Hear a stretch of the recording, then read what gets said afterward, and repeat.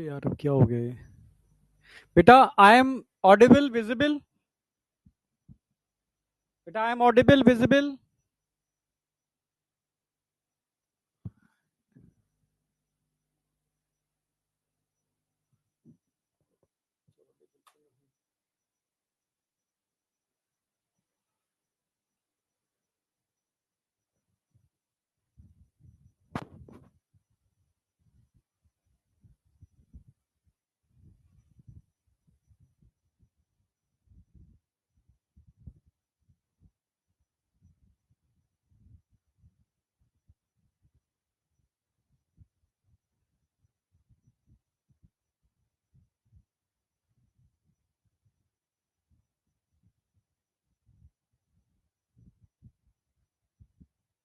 एक मिनट देखिए, जरा टेक्निकल इशू लग रहा है मुझे। अगर टीम में कोई इस समय देख रहा है तो एक बार प्लीज इसको देखो, ठीक है? कैमरा ऑन है, सब कुछ ओके है, बट विजिबिलिटी नहीं आ रही। ऑडिबल तो है।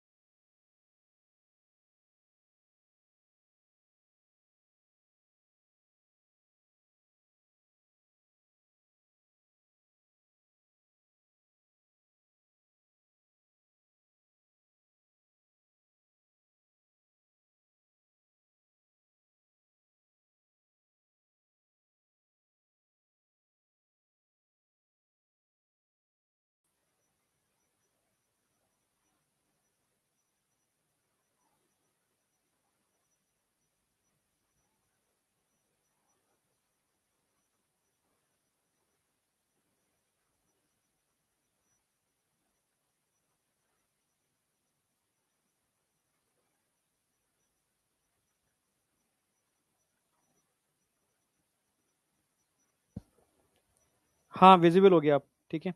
हाँ बेटा विजिबल है, सब कुछ ओके है ना? साउंड बताओ, साउंड फटाफट।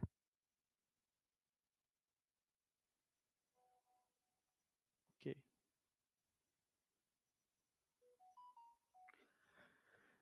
हाँ बेटा ऑल ओके। कभी कभी होती है टेक्निकल चीजें। हाँ बेटा आप सब कुछ ओके है?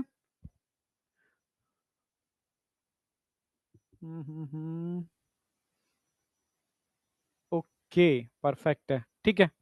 अगेन गुड आफ्टरनून बेटा, गुड आफ्टरनून, गुड आफ्टरनून, ठीक है। तो स्टार्ट करते हैं सेशन।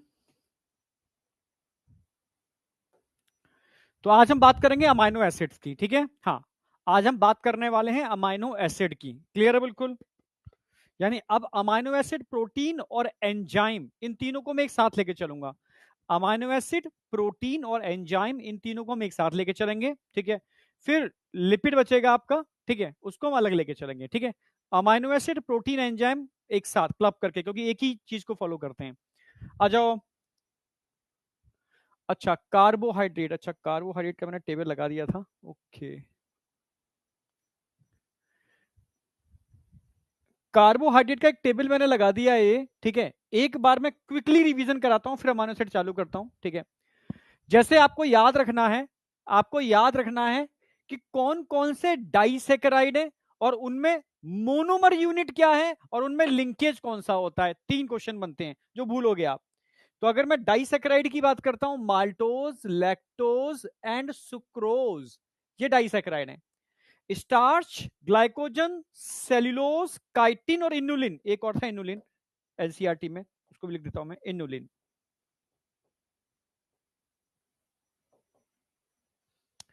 थोड़ा सा नीचे करता हूं।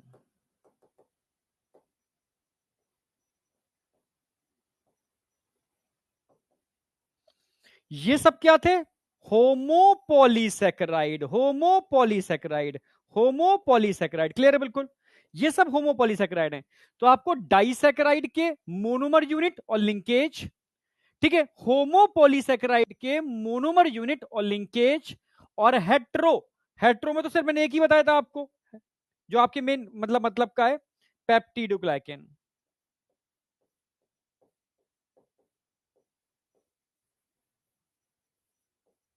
पेप्टाइडोग्लाइकेन, ठीक है। ये हो गया हेट्रोपॉलीसेकेराइड। तो हेट्रोपॉलीसेकेराइड का मोनोमर यूनिट और लिंकेज, ये आपको हमेशा याद रखना है, ठीक है। तो ये आपको याद रखना ही है। ये डाइसेकेराइड है, डाई सेकेराइड, ये होमो पॉलीसेकेराइड है, पॉली सेकेराइड का भी भूलोगे नहीं इससे, ठीक है। और ये हो गया hetero, hetero,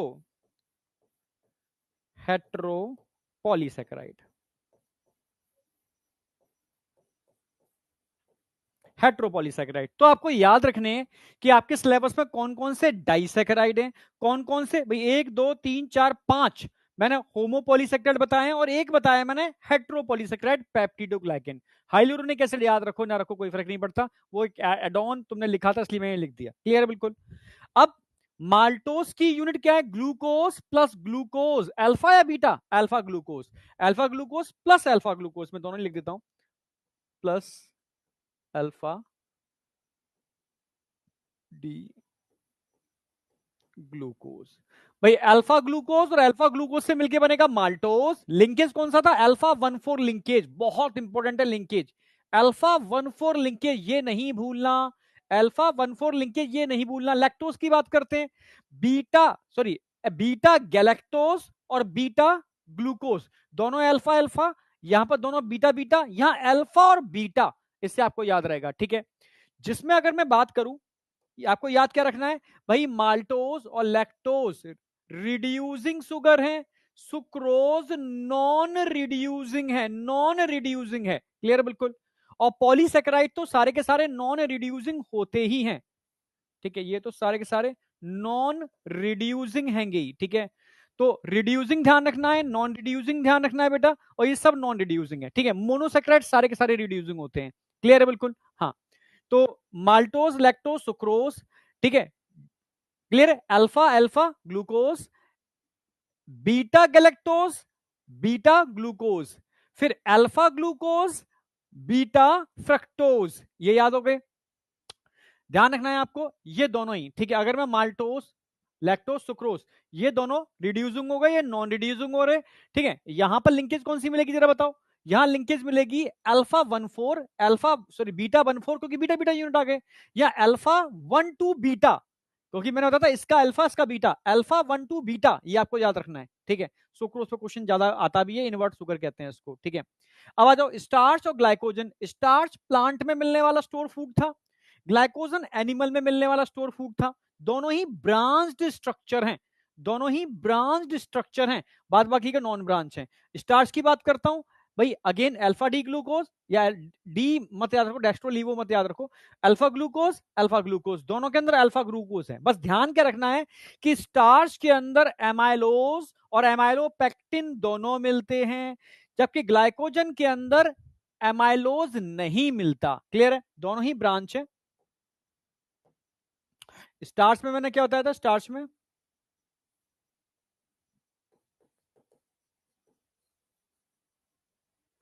amylose plus amylopectin दोनों था, जबकि ग्लाइकोजन में एमाइलोज नहीं होता, स्पाइरिकल स्ट्रक्चर नहीं होते। ये स्टार्च के साथ ब्लू कलर देते हैं, ठीक है, ये स्टार्च के साथ ब्लू कलर नहीं देते, ठीक है। यूनिट तो वही होगी, ग्लूकोज ग्लूकोज, ठीक है, वही अल्फा और अल्फा ग्लूकोज, तो उसमें कोई अंतर नहीं है, बस यही अंतर है जो ये आपको याद रखना है। हाँ, लिंकेज क्योंकि ब्रांच है यहां पर, तो अल्फा 1,4 अल्फा 1,6, अल्फा 1,4 अल्फा 1,6 दोनों कॉमन है, ठीक है। बस स्टार्च के अंदर हर 25 यूनिट के बाद ब्रांच मिलती है, ठीक है, 1,6 लिंकेज। ग्लाइकोजन में हर 9 यूनिट के बाद एक ब्रांच मिलती है, याद आ गया होगा। अब सेलुलोज और काइटिन की बात कर लेते हैं। तो सेलुलोज मैंने बताया था आपको प्लांट सेल वॉल में मिलता है, ठीक है, एल्गल सेल वॉल में मिलता है, ठीक है। जितनी भी आज की डेट में जो हम पेपर की बात करते हैं, जो हम कह सकते हो वुड पल्प बनाते हैं, उससे पेपर बनाते हैं, वो पूरी इंडस्ट्री सेलुलोज पर डिपेंड है। अब सेलुलोज से तो हम, ठीक है, आगे जाकर के इथेनॉल भी बना रहे हैं, ठीक है। हाँ, काइटिन की बात करता हूं तो काइटिन मैंने बताया था बेटा स्पेशली फंगल वॉल में मिलता है, ठीक है। साथ में काइटिन ऑर्थोपोड के जो एक्सोस्केलेटन है वहां देखने को मिलता है। दोनों की अगर मैं मोनोमर यूनिट की बात करता हूं तो मैंने बताया था बीटा ग्लूकोज, यहां पर नाक एनेसिटाइल ग्लूकोसामिन, जो एक्चुअल में ग्लूकोज का ही डेरिवेटिव है, मैंने बना के भी दिखाया था आपको, ठीक है। तो एन एसिटाइल ग्लूकोसामिन और बीटा ग्लूकोज आपको ध्यान रखना है। तो लिंकेज वही बीटा 1,4 बीटा 1,4 में कोई दिक्कत वाली बात नहीं है। हाँ, इन्नुलिन, एनसीईआरटी ने इन्नुलिन की एक लाइन कही थी, ठीक है। ये सब माइंड मैप करने हैं आपको, जो अब तक करा दिया वो सारा समरी है। इन्नुलिन में मोनोमर यूनिट क्या थी जरा बताओ, किसी को याद है? इन्नुलिन की मोनोमर यूनिट क्या थी जरा बताओ फटाफट। इन्नुलिन की monomer unit beta fructose, beta fructose, ये मत भूल जाना। एनसीईआरटी में भी रखी है। इन्नुलिन की मोनोमर यूनिट क्या होगी? बीटा फ्रक्टोज, ठीक है। हाँ, इन्नुलिन की मोनोमर यूनिट क्या होगी? Beta fructose. हाँ, समझ पा रहे हो? कहां गया भाई? समझ पा रहे हो या नहीं समझ पा रहे?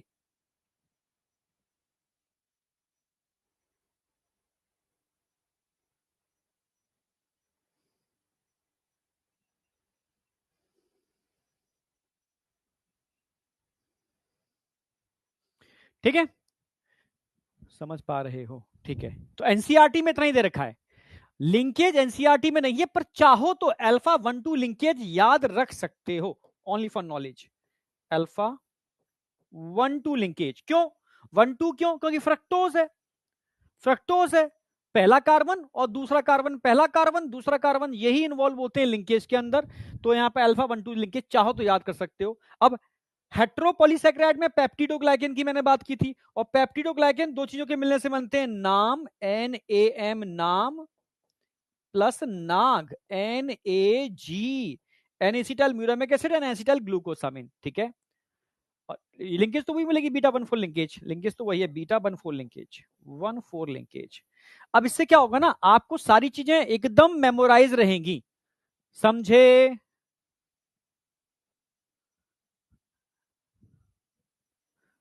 अच्छा, अल्फा नहीं बीटा आएगा यहाँ पर भाई, ठीक है ठीक है ठीक है ठीक है।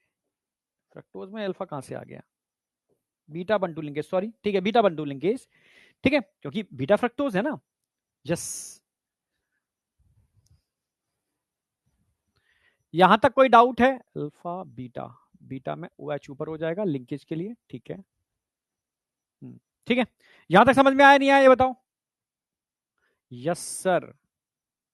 काऊ के गट में सेलुलोज को डाइजेस्ट करने के लिए प्रोटोजोआ एंड बैक्टीरिया होते हैं। यस, मैंने बताया भी था बेटा कि सेलुलोज को डाइजेस्ट करने वाले एंजाइम होते ही नहीं हैं।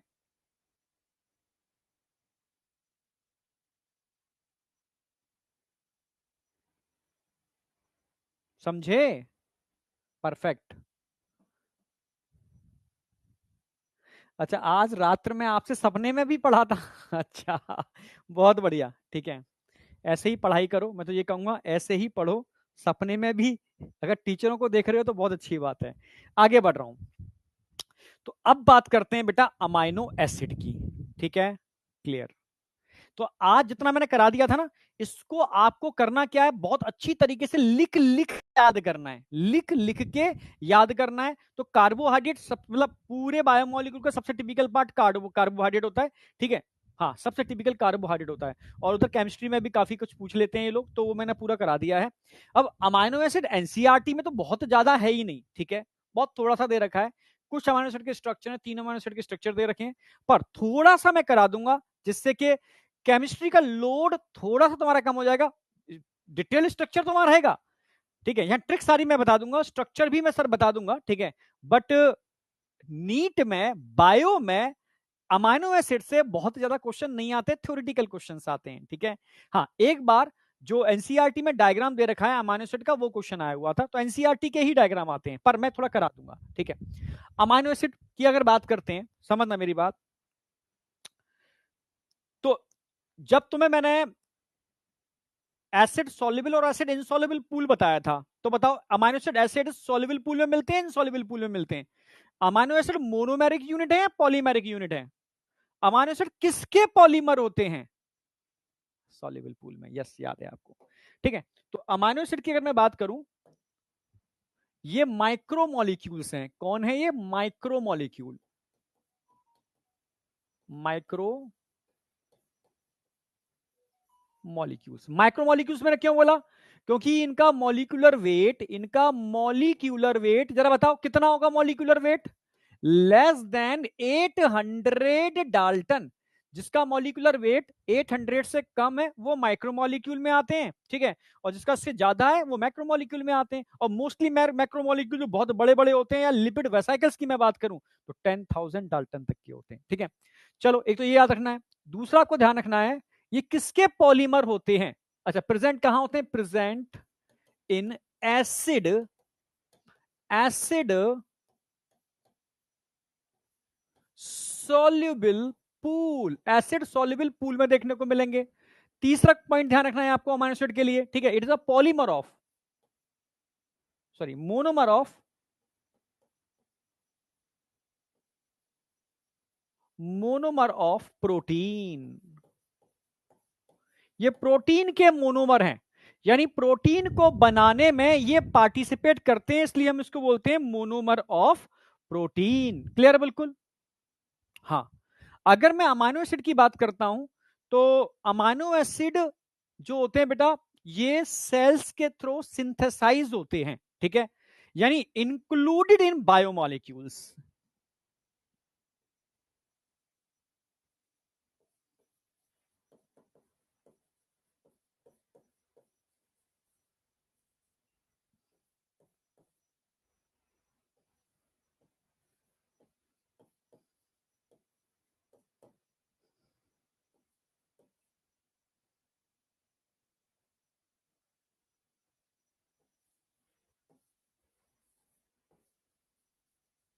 ये ध्यान रखना आप, ठीक है। 2-3 पॉइंट अब मैं बात करता हूं भाई। अगर मैं अमाइनो एसिड की बात करूं, तो अमाइनो एसिड एक्चुअल में किसका सब्सटीट्यूट है? तो आप बोलोगे, जरा बताओ, किसी को याद है अमाइनो एसिड किसका सब्सटीट्यूट है? लिख सकते हो कमेंट में, स्ट्रक्चर जिसको पता होगा वही लिख पाएगा। Yes, yes, yes, yes, methane का, यार बहुत बढ़िया, ठीक है। तो ये भी ध्यान रखना है, it is a substitute of methane.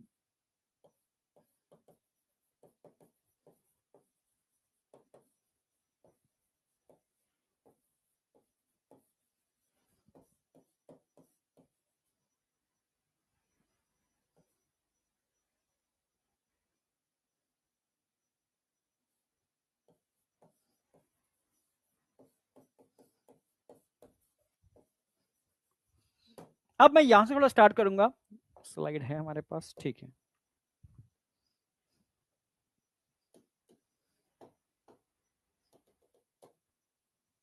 ठीक है, तो भाई माइक्रोमोलिक्यूल है, एसिड सॉल्युबल पूल में मिलते हैं, प्रोटीन के मोनोमर है, बायोमोलिक्यूल में रखा है क्योंकि सेल के द्वारा बनते हैं। अमाइनो एसिड आर, ठीक है, सब्सटीट्यूट ऑफ मीथेन। क्यों बोला मैंने ये, ठीक है। अब देखो, मीथेन की अगर मैं बात करूं तो मीथेन में आप जानते हो CH4 मीथेन को कहते हैं। यानी कार्बन की कितनी बैलेंसी हुई मीथेन में, 4 बैलेंसी हुई। कितनी बैलेंसी हुई, 4। हाइड्रोजन, हाइड्रोजन, हाइड्रोजन, हाइड्रोजन, ठीक है, 4 बैलेंसी है कार्बन की। ये क्या है, मीथेन, CH4। CH4 मतलब हम मीथेन की बात कर रहे हैं, या मीथेन की बात कर रहे हैं। तो मैंने बोला मीथेन का सब्स्टिट्यूट होता है कौन, अमाइनो एसिड।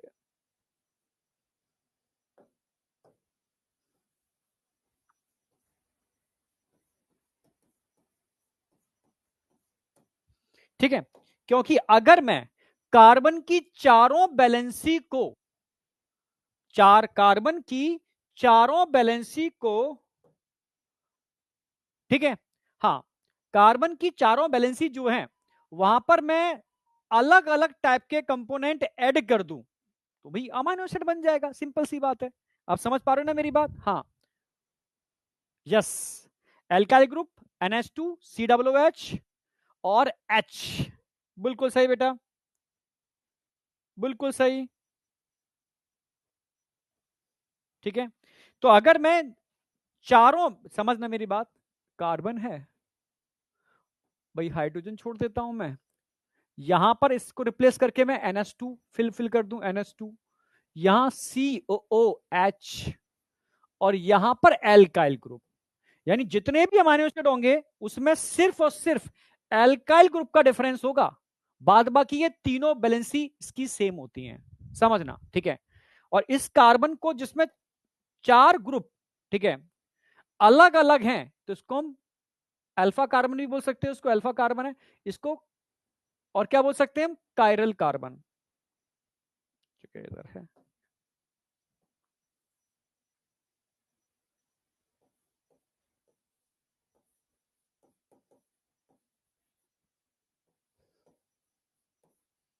भाई मैं क्या बोल रहा हूं, उसको कायरल कार्बन बोल रहा हूं।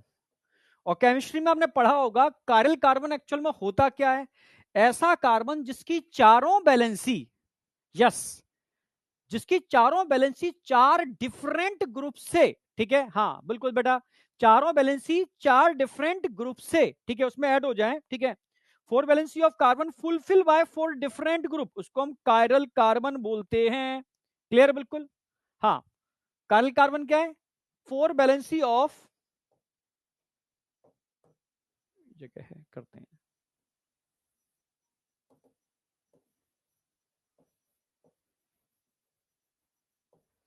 4 valency of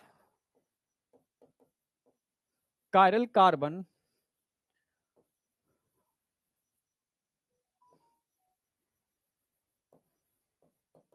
fulfilled by 4 different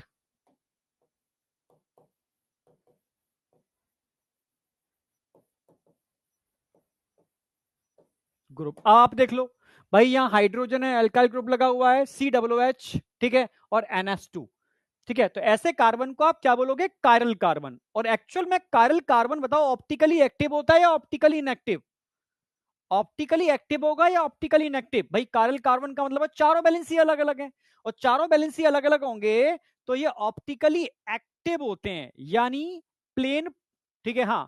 भाई पोलराइज लाइट को राइट साइड या लेफ्ट साइड रोटेट कर देते हैं, यस, हाँ। यानी लीवो रोटेटरी या डेक्स्ट्रो रोटेटरी होंगे, समझे, हाँ। लीवो रोटेटरी होंगे या डेक्स्ट्रो रोटेटरी होंगे, बिल्कुल ऑप्टिकली एक्टिव होंगे, yes, yes, yes, optically active. Chiral carbon कैसे होते हैं, ऑप्टिकली एक्टिव, जगह है।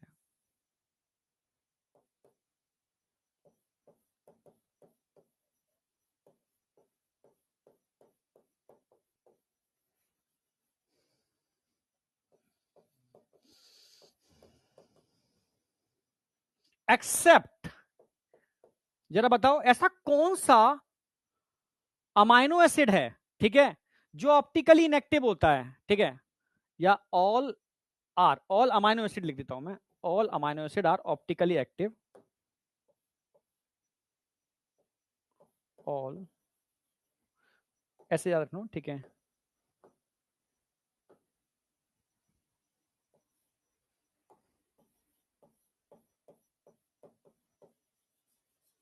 ऑप्टिकली एक्टिव होंगे।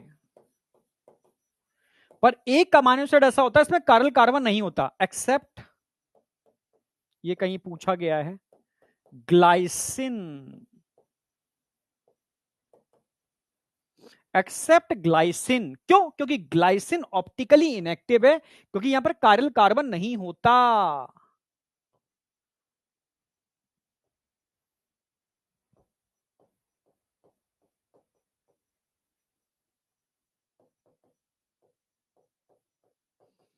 ऑप्टिकली इनएक्टिव है, क्यों? क्योंकि यहां पे कायरल, कायरल कार्बन नहीं होता, तभी क्या है, ऑप्टिकली इनएक्टिव। जैसे अगर मैं ग्लाइसिन का फॉर्मूला बनाऊं तो समझना, कार्बन,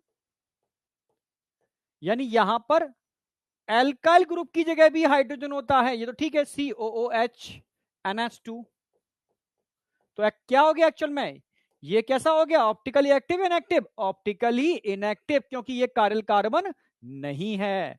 तो ग्लाइसिन के अंदर कायरल कार्बन नहीं होता, इसलिए ग्लाइसिन ऑप्टिकली इनएक्टिव। अभी मैं स्ट्रक्चर समझाऊंगा, सारे अमीनो एसिड के स्ट्रक्चर भी आएंगे, ठीक है, तो वहां हम बताएंगे भी कि एल्काइल ग्रुप की जगह अगर मैं चेंज करता जाऊंगा तो अमीनो एसिड चेंज होते जाएंगे, ठीक है, यानी पॉजिटिव चार्ज, नेगेटिव चार्ज, समझ रहे ना मेरे, न्यूट्रल, या ऐसे acidic, basic, neutral, sulphur containing, ठीक है, एटसेट्रा, एरोमेटिक, सब जो भी चेंज होगा इस ग्रुप में, इस एल्काइल ग्रुप में चेंज होने की वजह से अमीनो एसिड का स्ट्रक्चर ही चेंज हो जाएगा।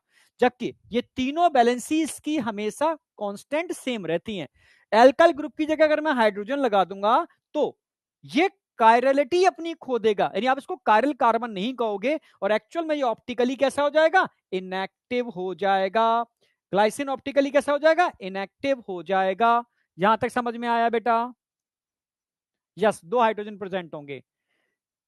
यस, इन ग्लाइसिन एल्काइल ग्रुप की जगह क्या करते होगे आप, यहां पर एल्काइल ग्रुप की जगह क्या लगा दिया मैंने, हाइड्रोजन लगा दिया ग्लाइसिन के अंदर, बस इतनी सी बात है। इसीलिए ये ऑप्टिकली एक्टिव, ये क्या हो गया, ऑप्टिकली इनएक्टिव हो गया।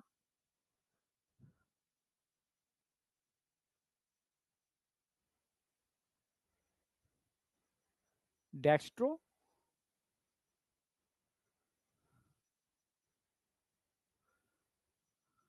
मोनोमर कहां लिखे हैं बेटा मैंने, वो तो पॉलीमर है सारे के सारे, मतलब डाइसेक्राइड और पॉलीसेक्राइड है, मोनोसेक्राइड तो मैंने लिखी ही नहीं यहां पर, ठीक है।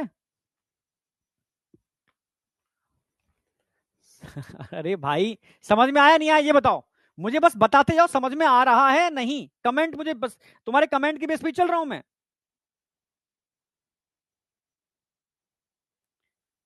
बहुत बढ़िया, ठीक है, अब आ जाओ, जगह है,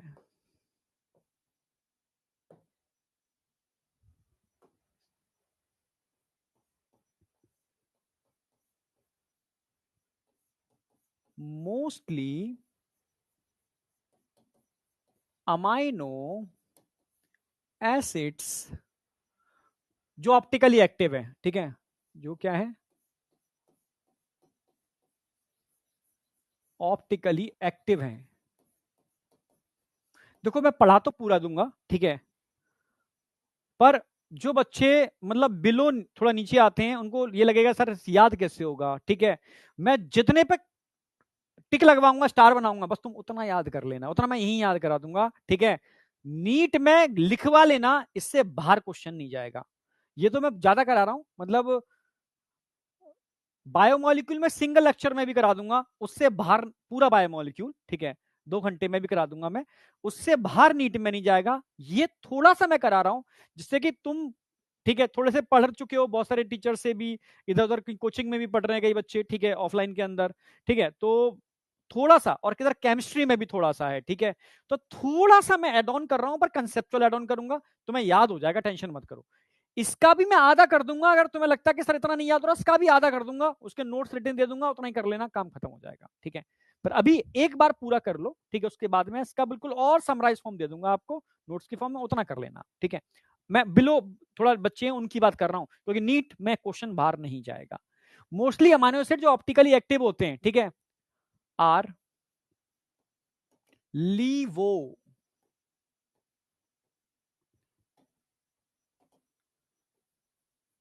लीवो,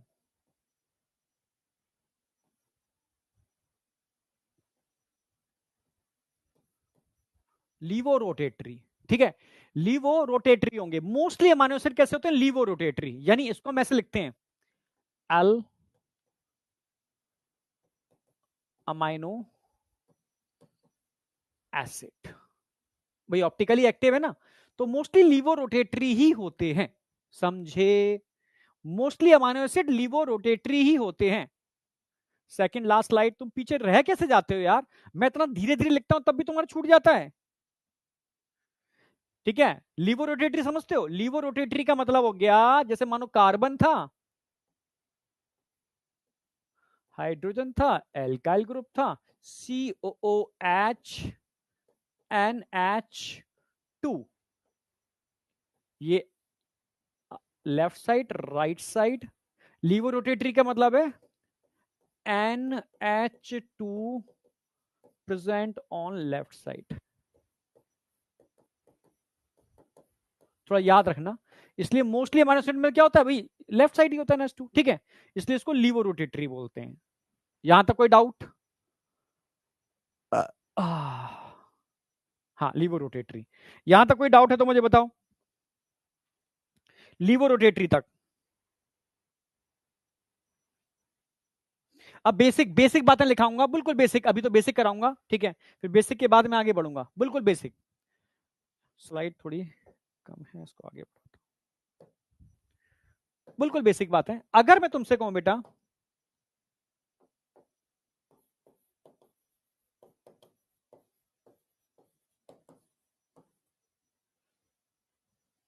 हम्म,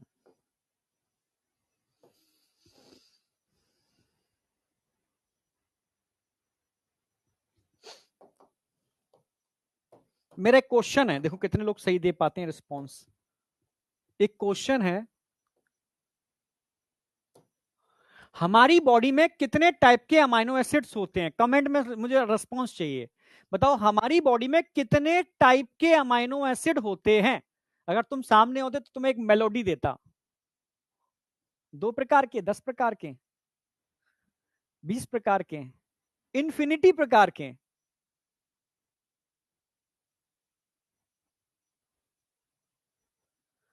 अभी तक एक बच्चे ने सही नहीं दिया, समझ लो, एक भी बच्चे ने सही रिस्पॉन्स नहीं दिया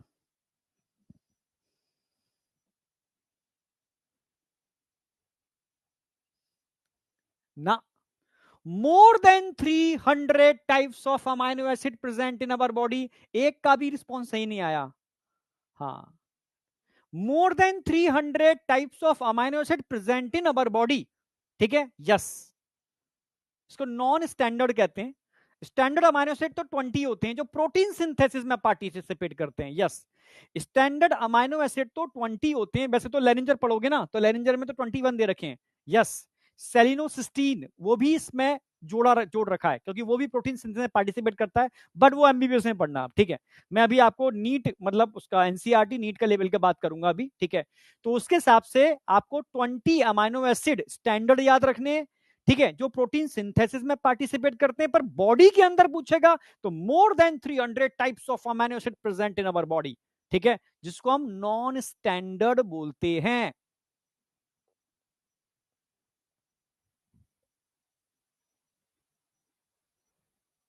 अच्छा, आज तक कोई बताया नहीं? नहीं नहीं बेटा, ये तो कॉमन चीज है, ठीक है। Standard non standard amino acid तो हर कोई जानता है ना, ये तो नॉर्मल किताबों में लिखा होता है, ठीक है। भाई जो स्टैंडर्ड है, जो प्रोटीन सिंथेसिस में पार्टिसिपेट करते हैं, उनमें से भी कुछ असेंशियल होते हैं, कुछ नॉन असेंशियल होते हैं, ठीक है। असेंशियल वो जो हमारी बॉडी में नहीं बनते, पर प्लांट बॉडी में तो सारे बनते हैं। हाँ, अब आ जाओ, ठीक है। तो इसको मैं क्लासीफाई कर सकता हूं 2 पार्ट के अंदर।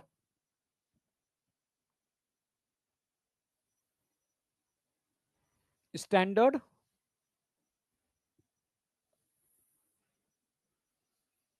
And non standard amino acid. तो पहले तो मैं नॉन स्टैंडर्ड की बात कर लेता हूं।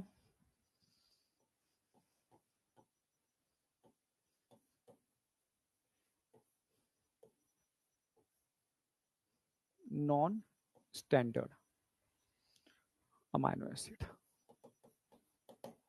एक होते standard amino acid.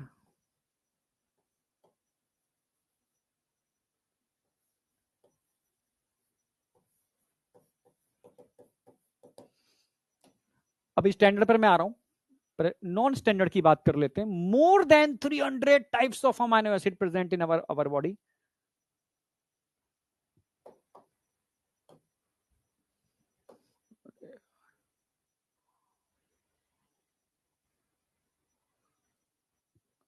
Ornithine cycle वैसे मैंने पढ़ाई नहीं है इस बार, क्योंकि सिलेबस में नहीं है, नहीं तो उसमें ऑर्निथिन, सिट्रुलिन, ठीक है, यस, ये सब क्या है, नॉन स्टैंडर्ड, जो मेटाबॉलिक पाथवे में पार्टिसिपेट करते हैं, ठीक है। मोर देन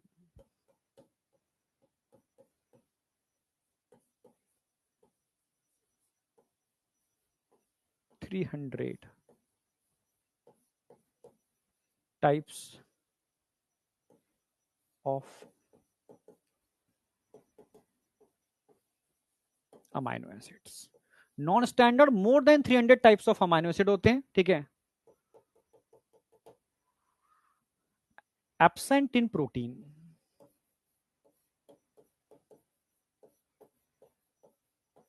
ये प्रोटीन में नहीं होते, ठीक है। जबकि स्टैंडर्ड की बात करूं, ठीक है, 20 टाइप्स ऑफ अमाइनो एसिड्स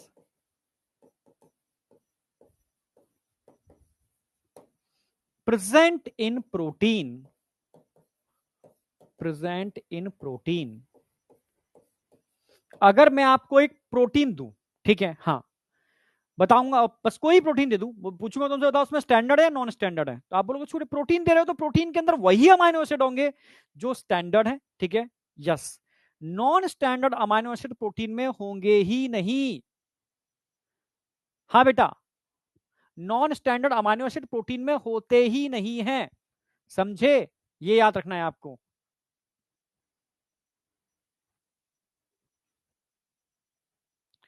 ठीक है, अब आ जाओ।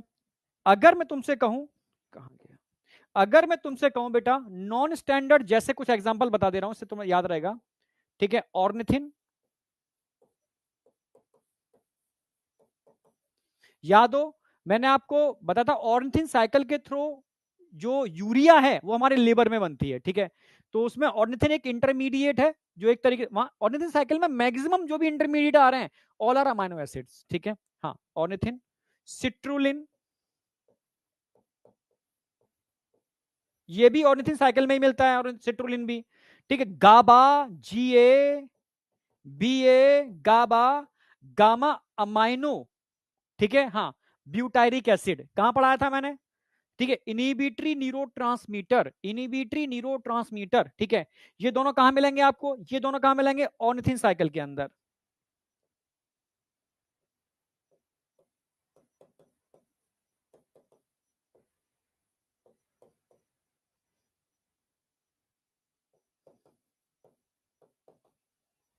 लिवर के अंदर, ठीक है। ये क्या है, it is a inhibitory neurotransmitter.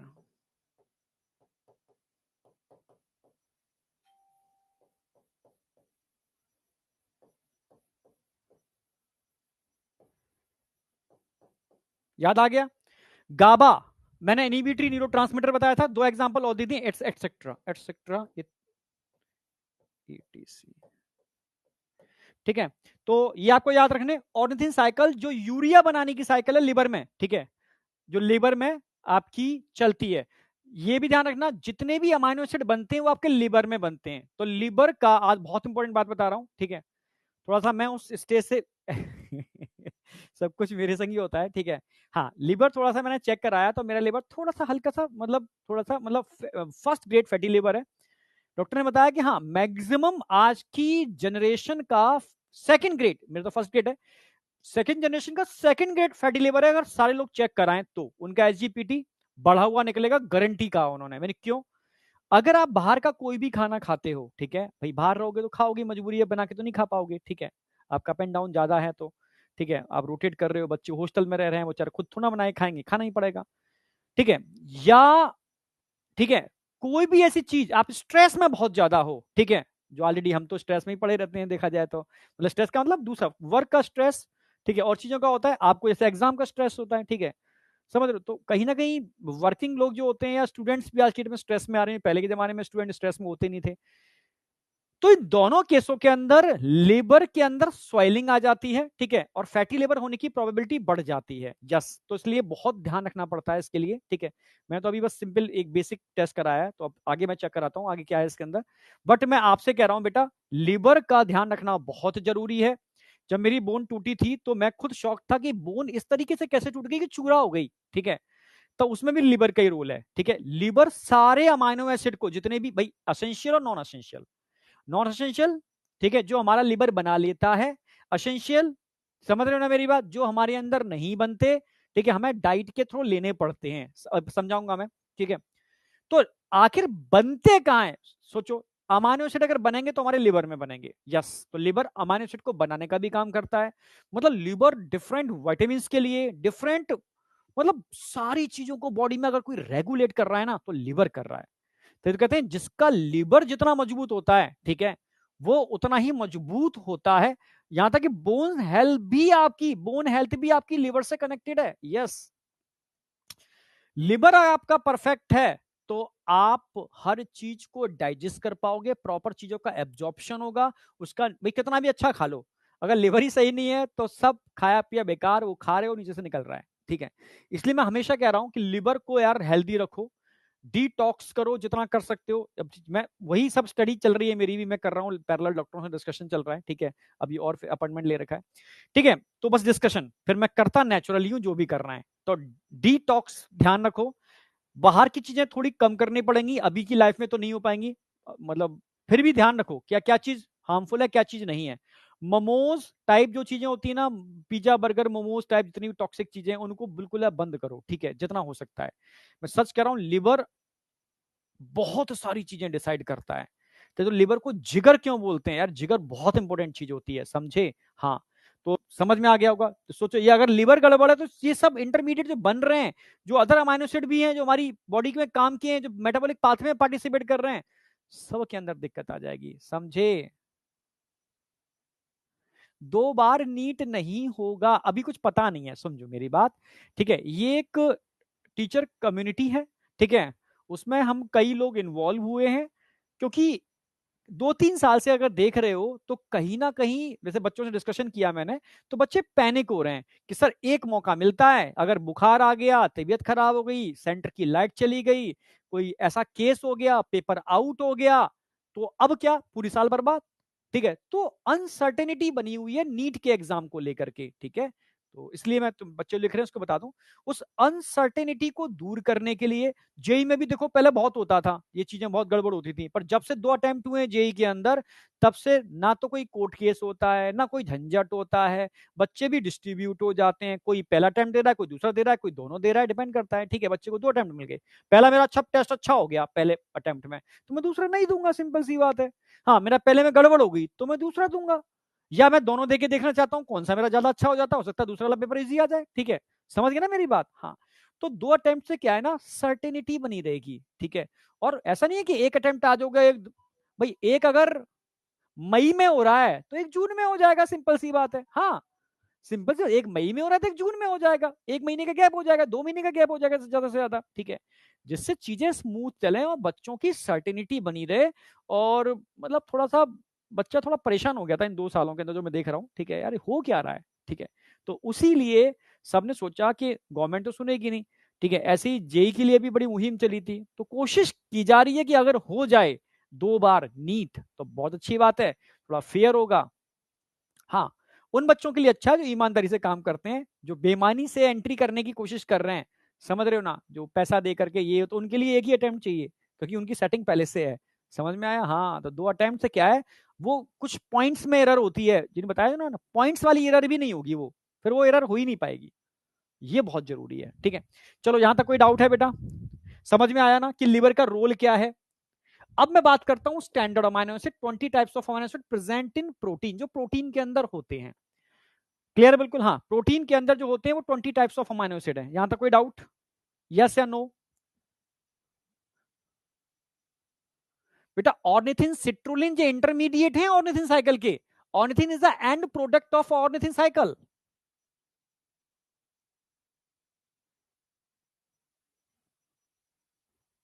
हाँ बेटा, सर आलू वाले फिंगर चिप्स तो खा सकते हैं खा लो भाई, ठीक है, मैं मना नहीं कर रहा। पर आलू बहुत हेल्दी होता है। एक बच्चा लिख रहा था मुझसे, मैंने कल निकल गया था मेरे मुंह से। पर अगर आलू को आप फ्राई कर दो बाहर के तेल में, जो बाहर दुकानों में मिलता है, तो वो आलू टॉक्सिक हो जाता है, कार्सिनोजेनिक हो जाता है, खतरनाक हो जाता है। आप घर के देसी घी में आलू को फ्राई करके खाते हो, कोई दिक्कत नहीं है, ठीक है। हाँ, पर फिर भी आलू को फ्राई करके ना खा के सब्जी में खा रहे हो, कोई दिक्कत नहीं है। फ्राई करके खा रहे हो, थोड़ा सही नहीं है हेल्थ के लिए। और अगर बाहर जो दुकानों पर घी तेल जो बार बार हीट हो रहा है, वो पॉइजन है, पॉइजन है, लिटरली पॉइजन है, ठीक है। तो उससे थोड़ा बचना है आपको, हाँ, ठीक है। Standard amino acid 20 types of amino acid present in protein, ठीक है।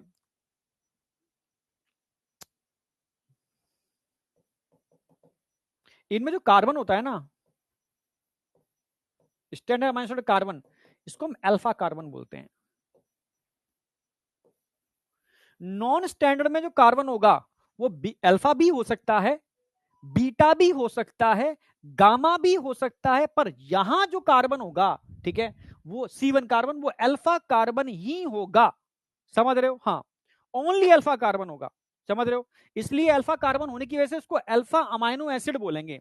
कार्बन अल्फा होगा, इसलिए इसको ऐसे लिख देता हूं, अल्फा अमाइनो एसिड, क्योंकि यहां पर all are alpha amino acid. इसमें सारे के सारे अल्फा अमाइनो एसिड होंगे, जब यहां पे अल्फा बीटा गामा कोई भी हो सकते हैं, ठीक है। All amino acid, all amino acid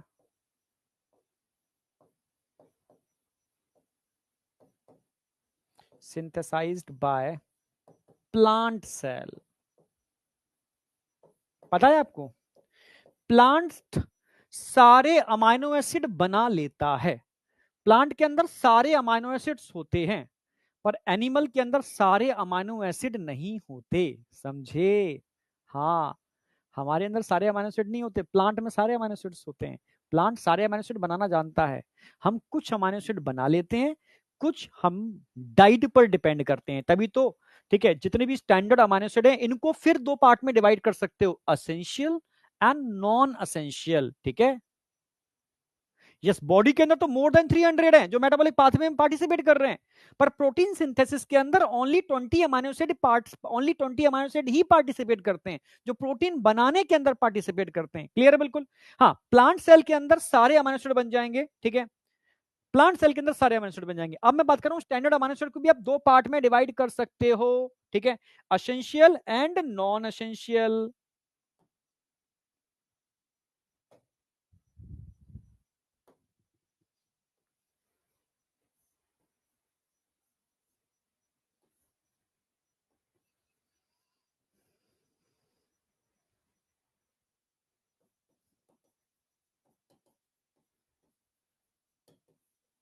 standard amino acid को भी दो पार्ट में डिवाइड कर सकते हो, असेंशियल एंड नॉन असेंशियल।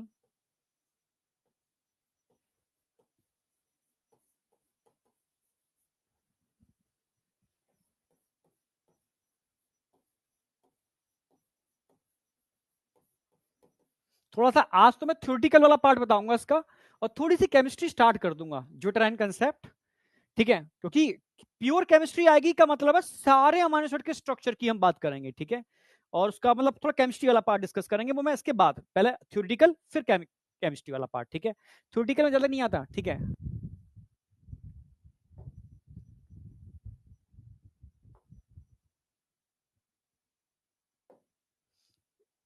ये कर दिया मैंने, ई है, ठीक है।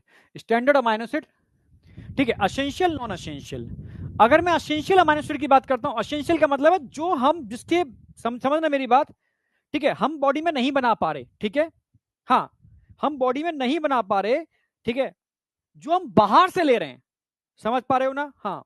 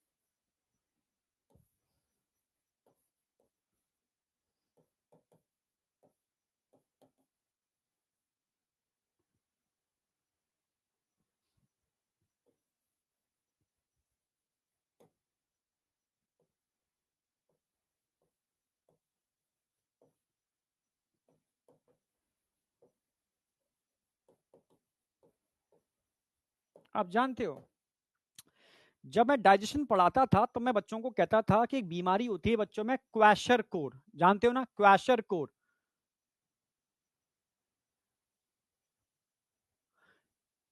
पढ़ा ना आपने, क्वैशरकोर। छोटे बच्चों में एक बीमारी होती है, सब पेट फूल जाता है due to deficiency of protein. ठीक है, हाँ।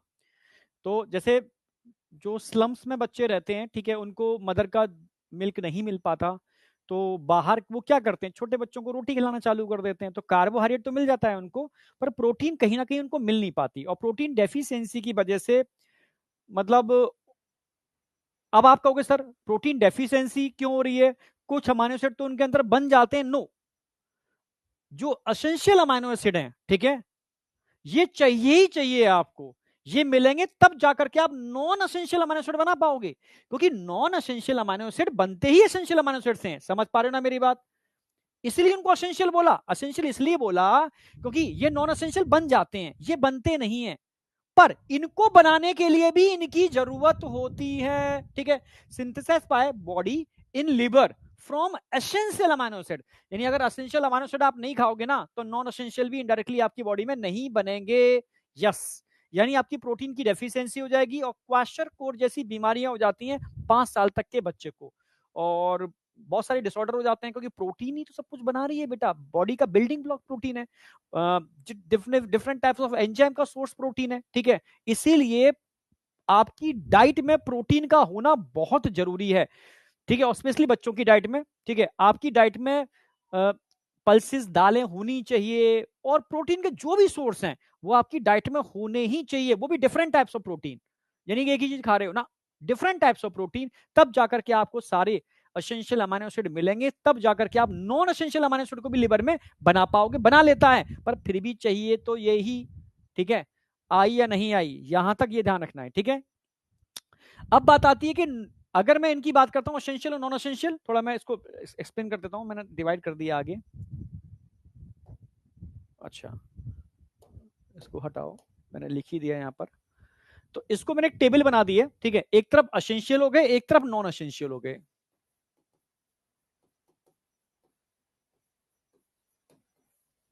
इसी में मैंने ऐड कर दिया असेंशियल अमाइनो एसिड और नॉन असेंशियल। अगर मैं तुमको पूछूं बेटा असेंशियल अमाइनो एसिड कितने होते हैं, तो तुम बच्चों को तो 10-10 बता दिए जाते हैं, पर थोड़ा सा ये थोड़ा सा मतलब मैं अपडेट कर दे रहा हूं। ठीक है, 10-10 नहीं हो गए, असेंशियल अमाइनो एसिड 9 ही होते हैं। 1 2 3 4 5 6 7 8 9। ठीक है, और नॉन असेंशियल अमाइनो एसिड 11 होते हैं, 11। ये लिख लेना, ये याद नहीं करने हैं, क्योंकि इतना कभी पूछा नहीं गया कि असेंशियल कौन से होते हैं, नॉन असेंशियल कौन से होते हैं। पर मैं बता दे रहा हूं, असेंशियल अमाइनो एसिड कितने होते हैं, 9 होते हैं। नॉन असेंशियल 11 होते हैं। ठीक है, इसमें भी डिपेंड करता है अलग अलग। ठीक है, जैसे अगर मैं तुमसे कहूं कि डिफरेंट जो एनिमल्स हैं, ठीक है, अलग एनिमल्स हैं, ठीक है, उन एनिमल्स में क्या सारे के सारे नॉन असेंशियल बन जाते हैं? नहीं। ठीक है, समझ रहे हो? हाँ, सारे नॉन असेंशियल नहीं बनते। ठीक है, लगभग 7 ही बनते हैं। ह्यूमन के अंदर बात करें तो 8-9 ही बनते हैं, ठीक है। यस, ठीक है, कुछ बनते हैं पर उनका प्रोडक्शन रेट बहुत स्लो होता है, तो कंडीशनल एसेंशियल होते हैं।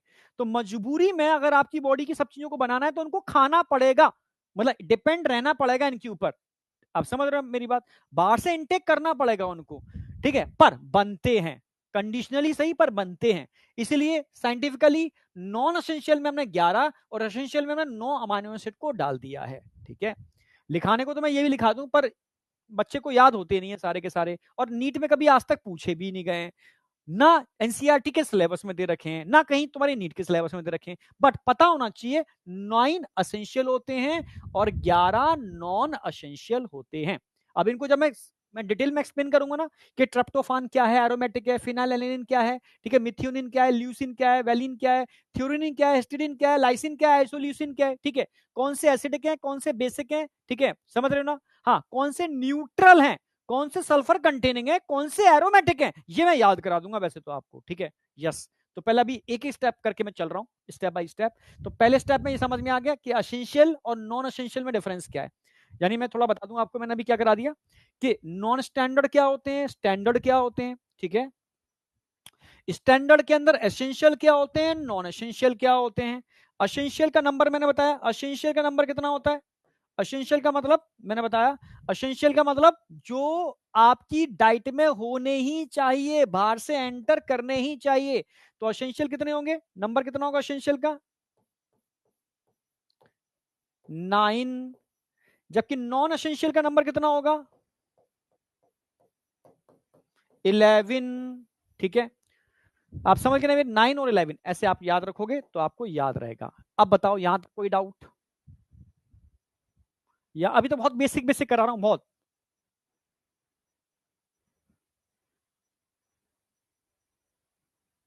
क्रिएटिनिन कैसे बनता है भूल गए, मसल्स में बताया था। यस, चलो देखो अभी कुछ मैंने कराया नहीं है, बस एक बच्चा कह रहा सर समझ। देखो अभी मैंने क्या बताया कि माइक्रो मॉलिक्यूल है, सॉल्युबल पूल में होते हैं, मोनोमर ऑफ प्रोटीन, बायोमॉलिक्यूल है, और मीथेन के सब्सटीट्यूट है। मीथेन के सब्सटीट्यूट आपके सामने बना दिया मैंने। इसमें कायरल कार्बन होता है, अल्फा कार्बन कायरल कार्बन होता है। कायरल कार्बन का मतलब है जो ऑप्टिकली एक्टिव हो, ठीक है, except glycine. Glycine chiral carbon नहीं होता, ये ऑप्टिकली इनएक्टिव होता है, ठीक है। क्यों कायरल कार्बन है, क्योंकि इसकी 4 वैलेंसी है कार्बन की, ठीक है, वो फुलफिल हो रही है 4 अलग अलग ग्रुप के थ्रू, तो उसको हम कायरल कार्बन बोलते हैं। एक बात तो समझ में आ गई अमीनो एसिड की बेसिक। फिर मैंने बात की कि मोस्टली अमीनो एसिड जो ऑप्टिकली एक्टिव होते हैं, एक्टिव ज्यादा होते हैं एक्सेप्ट ग्लाइसिन, वो लीवो रोटेटरी होते हैं। लीवो रोटेटरी का मतलब है, ध्यान रखना, पहचान क्या, लेफ्ट साइड अमोनिया होगा, NH2 लेफ्ट साइड होगा, ठीक है, वो लीवो रोटेटरी है, ठीक है। अब मैंने इसके बाद बेसिक स्टार्ट किया है कि अमाइनो एसिड को 2 पार्ट में डिवाइड किया, non standard, standard. Non standard जो हमारी बॉडी में भरे पड़े हैं, ठीक है, more than 300 types of amino acid, जो प्रोटीन में नहीं मिलते, बॉडी के अंदर डिफरेंट मेटाबॉलिक पाथवे के इंटरमीडिएट हैं। हाँ, स्टैंडर्ड जो बॉडी में जितनी भी प्रोटीन्स बन रही हैं या प्रोटीन से बनने वाले जो भी सब्सटेंस हैं, उन सबके अंदर ये देखने को मिलते हैं, वो स्टैंडर्ड है। 20 अमाइनो एसिड होते हैं इनमें, अल्फा, इनको अल्फा अमाइनो एसिड बोलते हैं, इनको अल्फा बीटा गामा बोल सकते हो, पर इनको ओनली अल्फा बोलेंगे, ठीक है। All amino acid synthesize by plant, 20 के 20 प्लांट में बन जाते हैं। पर अगर मैं एनिमल की बात करूं तो एनिमल के केस में, इन केस ऑफ एनिमल, ठीक है, इन केस ऑफ एनिमल इसको 2 पार्ट में डिवाइड किया है, ठीक है। स्टैंडर्ड अमाइनो एसिड को हमने 2 पार्ट में डिवाइड किया है in case of animal, in animal, in animal, in animals including human, ठीक है। एनिमल्स के अंदर 2 पार्ट में डिवाइड कर दिया, असेंशियल, नॉन असेंशियल, क्योंकि प्लांट के केस में तो 20 के 20 बन जाते हैं, ठीक है। प्लांट के केस में all are non essential, in plant all are non essential, लिख दे रहा हूं, in plant all 20 amino acids are non essential.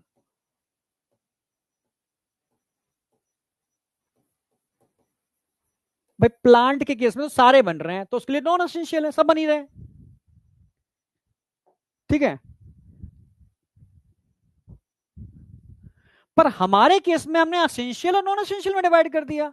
भाई मेरे लिए एसेंशियल क्या है, जरूरी क्या है, समझ, मेरे लिए जरूरी क्या है, जो मेरे पास नहीं है वो मेरे लिए जरूरी है, जो मेरे पास है वो मेरे लिए जरूरी नहीं है। घर की मुर्गी दाल बराबर, सिंपल सी बात है, समझ रहे हो। जिनके घर में लड़कियां होती हैं उनके लिए एसेंशियल कौन होते हैं, लड़के या लड़के होते हैं।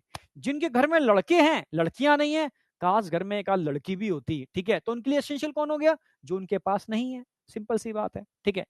तो जो हमारी बॉडी में बन सकता है वो मेरे लिए कौन है, नॉन एसेंशियल, बॉडी बना लेती है। पर जो बॉडी में नहीं बन सकता वो मेरे लिए कौन हो गया, एसेंशियल, क्योंकि मेरी बॉडी उसको बना नहीं सकती, ठीक है, क्लियर है बिल्कुल। तो हमने क्या किया, एनिमल केस में एसेंशियल और नॉन एसेंशियल में डिवाइड कर दिया। Not synthesized by our body इसलिए एसेंशियल है, ठीक है, हमें बाहर से लेने पड़ेंगे, 9 अमीनो एसिड होते हैं, इनको हमारी बॉडी बना लेती है। हाँ, कुछ के बनने का रेट बहुत स्लो है, तो मजबूरी में उनको भी बाहर से इनटेक करना पड़ता है, ठीक है, समझ में आया। तो पर होते नॉन एसेंशियल है, synthesize by body in liver, ठीक है, फ्रॉम एसेंशियल अमाइनो एसिड। मतलब नॉन एसेंशियल को बनाने के लिए भी मजबूरी है, एसेंशियल ही चाहिए, समझ रहे हो, तभी ये बनते हैं। टोटल कितने हो गए, 11। इसको याद नहीं करना, फिर भी जब 20 अमाइनो एसिड में याद करा दूंगा तो उनमें से याद रखना, ये सारे के सारे क्या हो गए, ठीक है, 9 के 9 एसेंशियल, और ये 11 के 11 क्या हो गए, नॉन एसेंशियल। सिर्फ इतनी सी बात याद रखो। अब मुझे बताओ, इतनी बात समझ में आई या नहीं आई?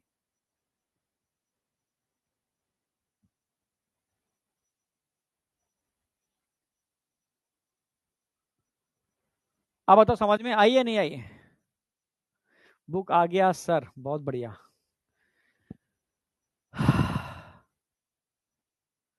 अब आया नहीं आया? जिनको याद है एसेंशियल वो अच्छी बात है, क्योंकि नॉलेज के लिए पता होनी चाहिए, पर नीट में नहीं आते, ठीक है, नीट में नहीं आते, पर फिर भी मैं अभी आपको स्ट्रक्चर के साथ करा दूंगा, ठीक है, कोशिश करूंगा याद कराने की। पर हर बच्चा याद नहीं कर पाता, क्योंकि बच्चे का लेवल होता है, हर तरीके के बच्चे होते हैं, ठीक है। तो उनको मैं मतलब बता रहा हूँ कि इन पे आज तक क्वेश्चन नहीं आया, मैं पीवाईक्यू सारे करा दूंगा, टेंशन, सारे पीवाईक्यू करा दूंगा 10 साल तक के, जब से बायोमोलिक्यूल ऐड हुआ है। तुम समझ जाओगे यार, हाँ, किस लेवल के क्वेश्चन आते हैं। और एक्चुअल में एनसीईआरटी के अराउंड ही कहानी घूमती है, ठीक है, थोड़ा बहुत कंसेप्चुअल चेंज चली जाती है, वो तो मैं उससे बहुत ज्यादा करा दिया है। बस केमिस्ट्री में भी आता है बायोमोलिक्यूल, इसलिए थोड़ा सा बायो वाले ज्यादा करा देते हैं, समझे। अब आ जाओ, जहां तक कोई डाउट। हाँ, नोट्स में तो ऐड कर लो, नोट्स में ऐड कर लो, कोई दिक्कत नहीं है, ठीक है, नोट्स तो प्रॉपर बनाओ जैसे मैं बना रहा हूं। अब बहुत इंपॉर्टेंट बात बता रहा हूं मैं। अच्छा, प्रॉपर्टी ऑफ अमाइनो एसिड, देखो नीट में ये क्वेश्चन डायरेक्टली मिल जाएंगे, नीट के क्वेश्चन ऐसे मिल जाएंगे, मैंने पॉइंट्स में तोड़ दिए हैं, ठीक है। जैसे more than 300 amino acid present in our body, only 20 amino acid participate in protein synthesis. बड़ा कॉमन क्वेश्चन है, पुराने क्वेश्चन देख लगाओगे ना, उसमें मिल जाएगा आपको।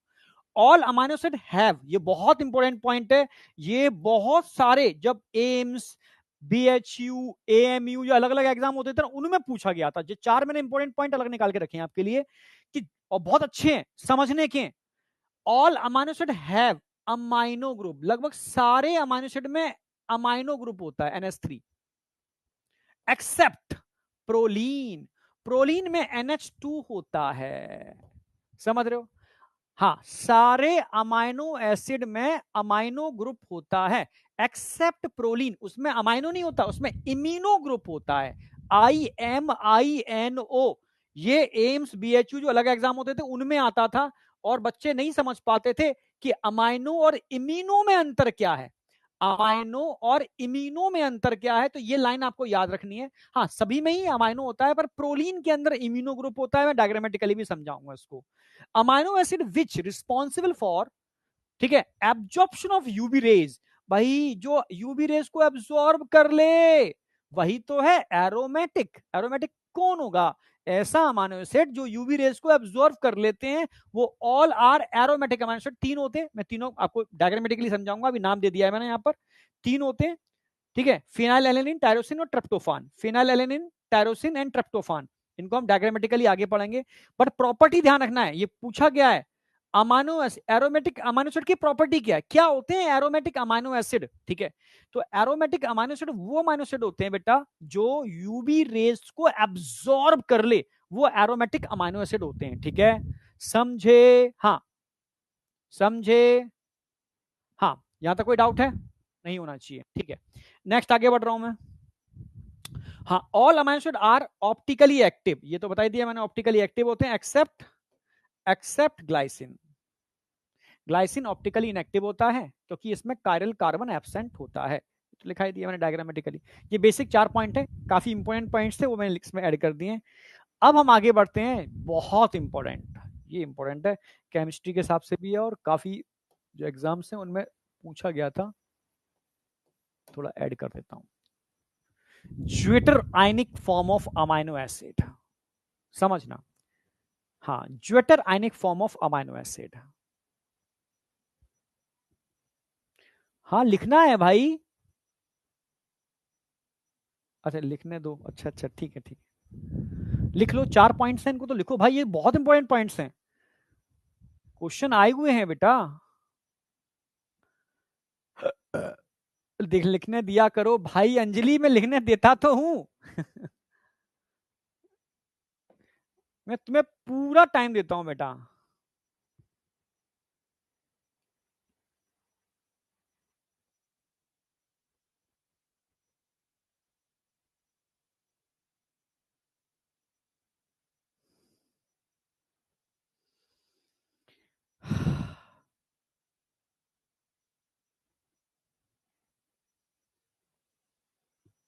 हो गया सर, बुक के रिव्यू कहां दूंगा? चलो, तू एक काम कर, जो तुम्हारे लिए मैंने टेलीग्राम ग्रुप बना दिया है ना, हाँ, संकल्प बाय एमडी सर, उसको मैं खोल दूंगा, ठीक है, जिस पर मैं पीडीएफ डाल रहा हूँ तुम लोगों की सारी, ठीक है, उस पर तुम दे सकते हो, ठीक है। हाँ, उसको मैं शाम को, मतलब हर समय तो नहीं खोलूंगा, तो वो पीडीएफ से आगे पीछे हो जाएंगी, ठीक है, बस वो, या फिर डेटा गड़बड़ हो जाएगा सारा, कि तुम्हारी पीडीएफ प्रॉपर क्रम से जा रही है उस पर,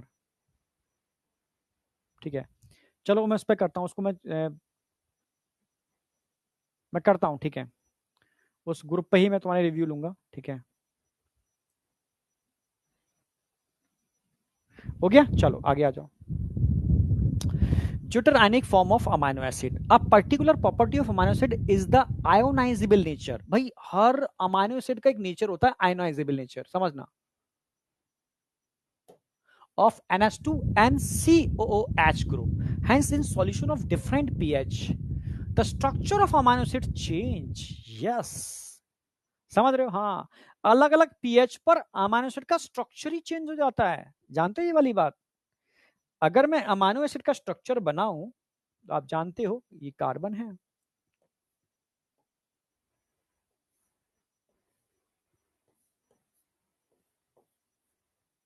COOH NH2, इसमें तो कोई डाउट नहीं है, basic structure of amino acid, यहां तक कोई डाउट है किसी को बेटा? हाँ, basic structure of amino acid.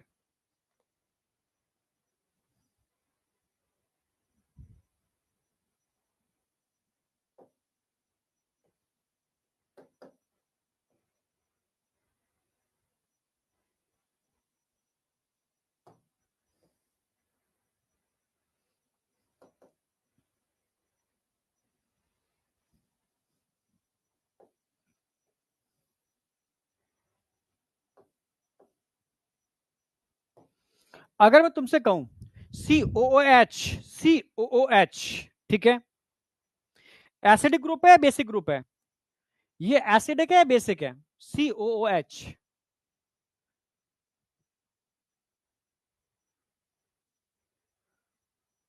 Acidic, बिल्कुल सही, ये एसिडिक ग्रुप है, समझना मेरी बात।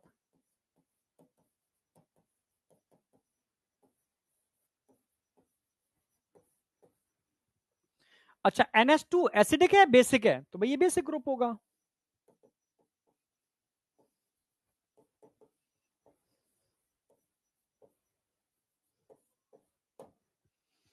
अब तुम बताओ, जो एसिडिक ग्रुप होता है, एसिडिक ग्रुप होता है, ठीक है, वो एच आइन डोनेट करता है या रिसीव करता है? एसिड कौन होता है? डोनेट, यस, ये क्या करेगा, जो एसिडिक ग्रुप होगा वो क्या करेगा, डोनेट एच आयन। ये क्या करेगा, एक्सेप्ट करेगा एच आयन को, रिसीव करेगा।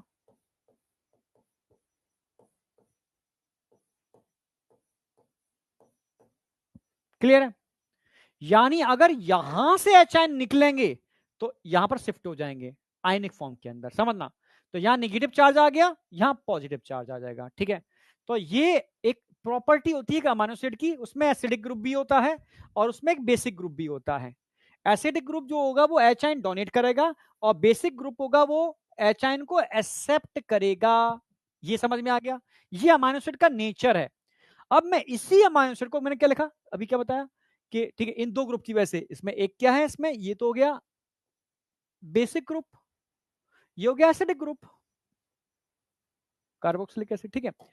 Hence in solution of different pH, अगर मैं डिफरेंट पीएच पर इन अमाइनो एसिड को डालता हूं, समझना, तो इनके स्ट्रक्चर चेंज हो जाएंगे। अमाइनो एसिड के स्ट्रक्चर क्या हो जाएंगे, चेंज हो जाएंगे। वो कैसे सर? ठीक है, अब समझना, उसको मैं समझाऊंगा डिटेल में। ये बेसिक समझ में आ गया, अब आ जाओ। क्लासिफिकेशन नहीं, अभी तो हम इसकी बात करते हैं। समझने की कोशिश करना। जैसे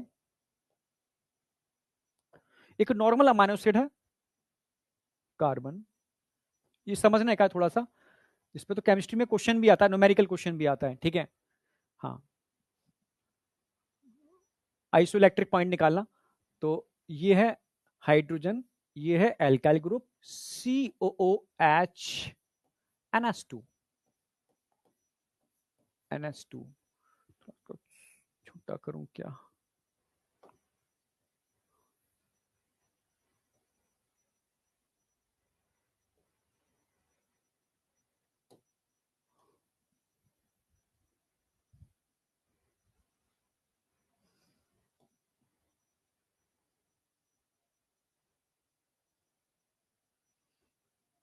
समझना भी।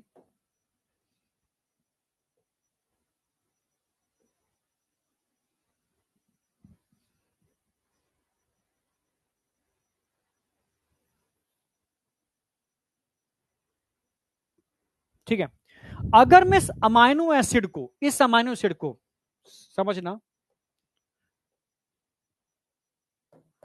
अलग अलग पीएच पर अलग अलग मीडियम में डालूंगा, समझना, ठीक है।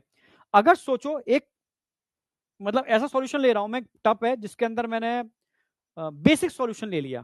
बेसिक का मतलब है पीएच 7 से ज्यादा होगी, ठीक है, समझ रहे हो भाई। बेसिक मीडियम के अंदर पीएच 7 से ज्यादा होगी, एसिडिक मीडियम में पीएच 7 से कम होगी, क्लियर है। और 7 पर क्या होती है, न्यूट्रल, ये तो जानते हो ना, 7 न्यूट्रल होती है, 7 से ऊपर बेसिक, 7 से नीचे हाँ एसिडिक, ये तो जानते हो ना। हाँ, अगर मान लो,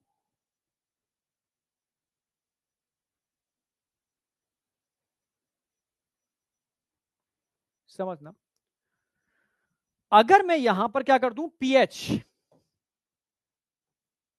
पीएच मोर देन 7 कर दूं, पीएच को 7 से कर दूंगा तो मीडियम एसिडिक होगा, बेसिक बेसिक।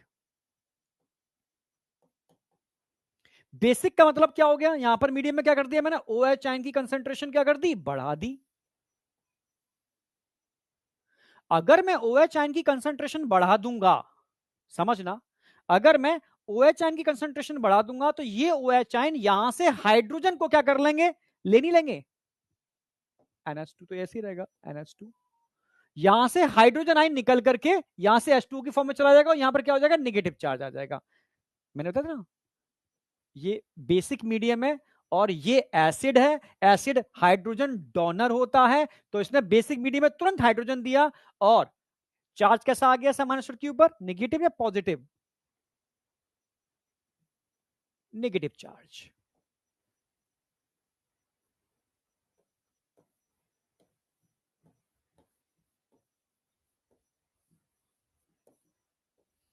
एक बात समझ में आई, बहुत सिंपल सी बात है। इस अमाइनो एसिड को मैंने एक बेसिक मीडियम में डाल दिया, एक टब के अंदर, जिसमें OH आयन बहुत ज्यादा है, मतलब पीएच 7 से ज्यादा होगी।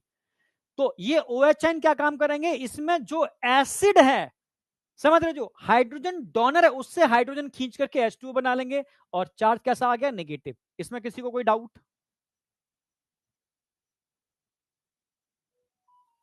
इसमें कोई डाउट? हाँ, नेगेटिव चार्ज, बिल्कुल सही, नो डाउट। बहुत बढ़िया, बहुत बढ़िया, बहुत बढ़िया। यानी ये समझ में आ गया कि इस H आयन को किसने खींच लिया? इस OH ने। जैसे इस H आयन को ये OH खींचेगा तो ये नेगेटिव चार्ज आ जाएगा इसके ऊपर, ठीक है। इस H आयन को बेसिक मीडियम में, क्योंकि ये डोनर है, ठीक है, ये डोनर है, एसिड है, ये तो मैं बता ही दिया सबसे पहले, ये एसिड है,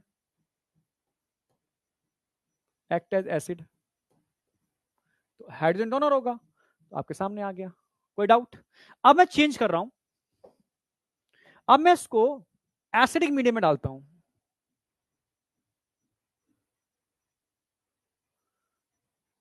पीएच एसिडिक में क्या होगी? 7 से कम हो जाएगी। पीएच लेस देन 7 नहीं हो जाएगी? अगर लेस देन 7 पीएच है तो मीडियम क्या हो गया? एसिडिक। और एसिडिक मीडियम के अंदर एच आइन बहुत ज्यादा होंगे, यहां OH बहुत ज्यादा है तो यहां पर एच आइन बहुत ज्यादा होंगे। जब एच आइन ज्यादा होंगे तो क्या होगा, जरा बताओ? एच आइन ज्यादा होंगे तो क्या होगा? हाँ, फैंटास्टिक, नो डाउट। एच आइन ज्यादा होंगे तो क्या होगा भाई? यस, जो हाइड्रोजन एक्सेप्टर है, अभी बताया था ना मैंने, बेसिक ग्रुप है, ये हाइड्रोजन एक्सेप्टर होता है, ये डोनर होता है। क्लियर है बिल्कुल? तो ये एक्सेप्टर क्या काम कर लेगा? ये एक्सेप्टर क्या काम कर लेगा? इन हाइड्रोजन आयन को खुद ले लेगा। तो एन ये क्या, ये एक्सेप्टर है, ये क्या है? बेसिक है, बेस, सिक एसिड बेस। तो ये हाइड्रोजन सीधे कहां चले जाएंगे? इस बेसिक के पास, क्योंकि ये एक्सेप्टर है, ये डोनर है, ठीक है। मैं लिख भी दे रहा हूं, hydrogen ion acceptor, hydrogen ion donor. समझ में आ गया? तो क्या कंडीशन आ जाएगी भाई? ये तो सी, ये तो ऐसे ही रहेगा। अब यहां NH2 क्या हो जाएगा? NH3। तो चार्ज कैसा आ गया? पॉजिटिव। तो इस अमान्य शरीर पर चार्ज कैसा आ गया? Positive, positive charge. अब बताओ समझ में आया नहीं आया? भाई एक अमाइनो एसिड को अगर मैं एसिडिक मीडियम में डालता हूं तो पॉजिटिव चार्ज आएगा, अगर इसको मैं बेसिक मीडियम में डालता हूं तो नेगेटिव चार्ज आ जाएगा। वो क्यों आ जाएगा? क्योंकि बेसिक मीडियम में जो एसिड है, हाइड्रोजन डोनर है, वो डोनेट कर देगा, नेगेटिव चार्ज आ गया। एसिडिक मीडियम में जो हाइड्रोजन एक्सेप्टर है वो हाइड्रोजन को ले लेगा, तो पॉजिटिव चार्ज आ गया। समझ में आ गया? हाँ, यानी अगर मैं पीएच को चेंज कर दूंगा, जो भी सॉल्वेंट है जिसके अंदर हम डाल रहे हैं अमाइनो एसिड को, तो उसकी वजह से अमाइनो एसिड के नेचर, स्ट्रक्चर में चेंज आ जाएगा, ठीक है। आप समझ रहे हो? भाई पॉजिटिव या नेगेटिव चार्ज अमाइनो एसिड के ऊपर आ जाएगा। यहां तक कोई डाउट?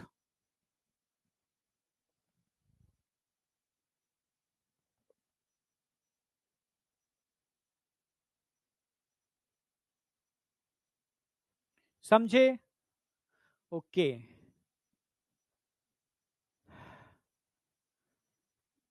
यहां तक कोई डाउट? यहां तक डाउट नहीं होना चाहिए, ठीक है, क्लियर है बिल्कुल। अब क्या होगा अगर मैं इसी अमाइनो एसिड को, जो नेगेटिव पॉजिटिव बिहेव दिखा रहा है, एक ऐसे टब में डाल दूं, समझना, एक टब ले लिया मैंने, एक ऐसी पीएच, ना वो एसिड है ना वो बेस है, मतलब समझ रहे हो ना? यानी एसिड और बेस दोनों है, एक पर्टिकुलर वो पीएच, ना 7 है ना, मतलब एसिडिक और बेस का वो एक पीएच, वो पर्टिकुलर पीएच, ठीक है। वो कोई भी ऐसी पीएच जिस पर समझना, मैं इसको इधर खिसका रहा हूं, उधर खिसका रहा हूं, इधर खिसका दिया तो पॉजिटिव, इधर खिसका दिया तो नेगेटिव, पर एक ऐसी पीएच जहां पर नेगेटिव और पॉजिटिव दोनों आ जाए, वो किस पर डिपेंड करेगा? Alkyl group. एल्काइल ग्रुप कौन सा लगा हुआ है, एल्काइल ग्रुप कौन सा लगा हुआ है, किस पर डिपेंड करेगा, एल्काइल ग्रुप कौन सा लगा हुआ है। यानी डिफरेंट अमीनो एसिड के एल्काइल ग्रुप अलग अलग होते हैं। ठीक है भाई, एल्काइल ग्रुप प्लस COOH और भी ज्यादा लगे होंगे, NH2 ज्यादा लगे होंगे। ठीक है, इस एल्काइल ग्रुप के बेस पर ही तो amino acid acidic basic neutral होते हैं। ठीक है, यानी इस एल्काइल ग्रुप के बेस पर, समझना मेरी बात, अगर इस अमीनो एसिड को उस पीएच पर मेंटेन करूं जिस पर नेगेटिव और पॉजिटिव दोनों चार्ज हो, तो उसको ज्वेटर आयनिक फॉर्म बोलते हैं। समझना मेरी बात। तीसरी कंडीशन, अगर मैं इस अमीनो एसिड को ऐसी पीएच पर मेंटेन करूं, ठीक है, ऐसी पीएच पर मेंटेन करूं जिसमें नेगेटिव और पॉजिटिव दोनों चार्ज होते हैं, तो इसको हम ज्वेटर आयनिक फॉर्म बोलेंगे। ठीक है, यहां जो पीएच होगी, ठीक है बताता हूं अभी, इसमें हमने क्या काम किया, ये कार्बन, हाइड्रोजन, एल्काइल ग्रुप, ये एल्काइल ग्रुप पर डिपेंड करेगा कौन सा एल्काइल ग्रुप है, इसलिए ये भी अलग अलग होगी। यहाँ COO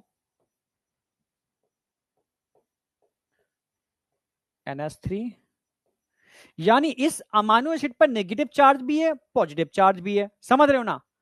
तो ये नेगेटिव पॉजिटिव मतलब मैं इधर खिसका रहा हूं नेगेटिव, इधर खिसका रहा हूं पॉजिटिव, तो एक जगह ऐसी जगह लेकर के आऊं मैं उसको, वो डिपेंड किस पे, एल्काइल ग्रुप के ऊपर नहीं, हर अमाइनो एसिड की एक वो पीएच जिस पर नेगेटिव और पॉजिटिव दोनों चार्ज होते हैं बेटा, उसको हम ज्वेटर आयन बोलते हैं, और इसको हम पीआई, जानते हो पीआई, आइसोइलेक्ट्रिक पॉइंट। ठीक है, यानी आइसोइलेक्ट्रिक पॉइंट, यानी वो पीएच, इसको बोलते हैं पीआई, इक्वल टू पीआई। अगर ये पीएच मतलब पीएच, वो पीएच जिस पर नेगेटिव पॉजिटिव दोनों चार्ज आ जाएं, ठीक है समझ रहे हो ना, हाँ, नेगेटिव पॉजिटिव दोनों चार्ज आ जाएं, यानी ये वाला हाइड्रोजन उठ के कहां चला जाए, इधर, यहां से हाइड्रोजन उठा, यहां से हाइड्रोजन निकला और ये इधर आ गया। समझ रहे हो, ये हाइड्रोजन यहां से उठकर इधर आ गया। समझ रहे हो, तो ऐसी कंडीशन पर क्या होगा, नेगेटिव नेगेटिव और पॉजिटिव दोनों चार्ज आ जाएंगे, इसको हम बोलते हैं, इस पीएच को बोलते हैं पीआई, आइसोइलेक्ट्रिक पॉइंट। वो पीएच जिस पर नेगेटिव पॉजिटिव दोनों चार्ज आते हैं इस फॉर्म के अंदर, जो तभी तो उसको बोलते हैं एम्फोटेरिक नेचर, नहीं नेगेटिव पॉजिटिव दोनों चार्ज आ रहे हैं, एम्फोटेरिक नेचर। अमाइनो एसिड किस नेचर के होते हैं, एम्फोटेरिक नेचर के होते हैं।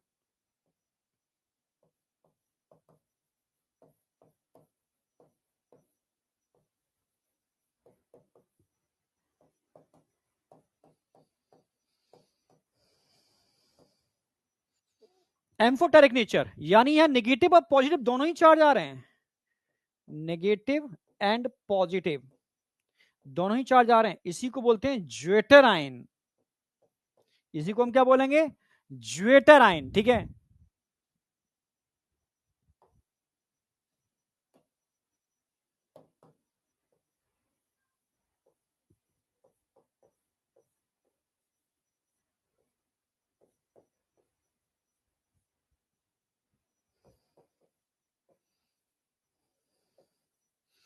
जब भी कोई amino acid zwitter ionic form में होगा, तो जिस पीएच पर होगा वो पीएच उसकी पीआई कहलाएगी, वो पीएच इसकी पीआई कहलाएगी। क्लियर है बिल्कुल, समझ में आई या नहीं आई।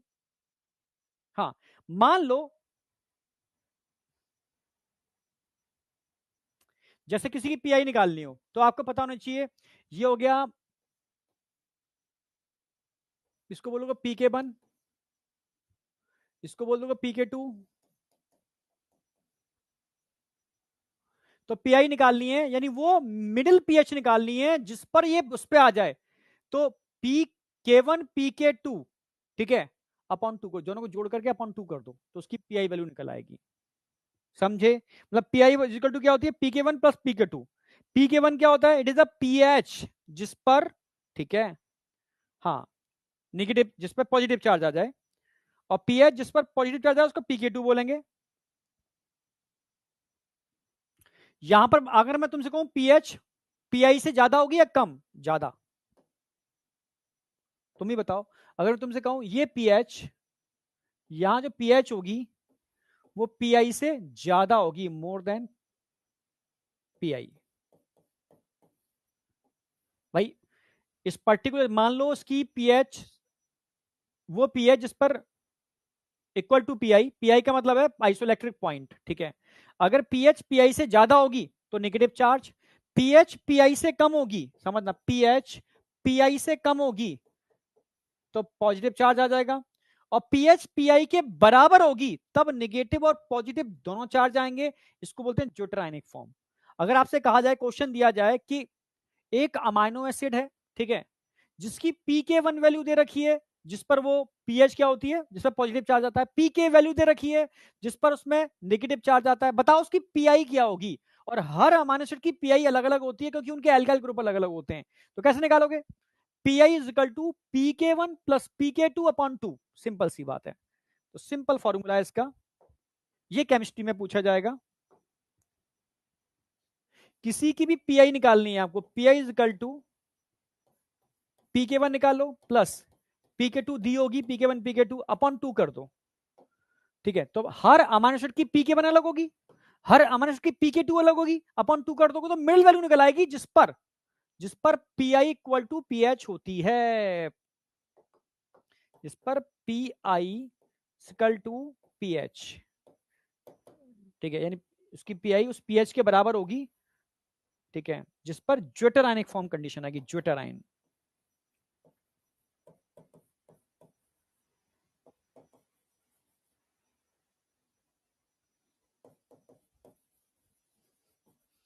ज्योटेरायनिक फॉर्म कब आएगी? जब पीआई पीएच के बराबर हो जाएगी। समझ में आया नहीं आया? ये समझ में आया नहीं आया? ये केमिस्ट्री वाला पार्ट था, ये केमिस्ट्री वाला पार्ट। एनएसएल ग्लूकोसामिन भी दिया है, बिल्कुल बेटा, एनएसएल ग्लूकोसामिन भी होता है। यहां तक बताओ।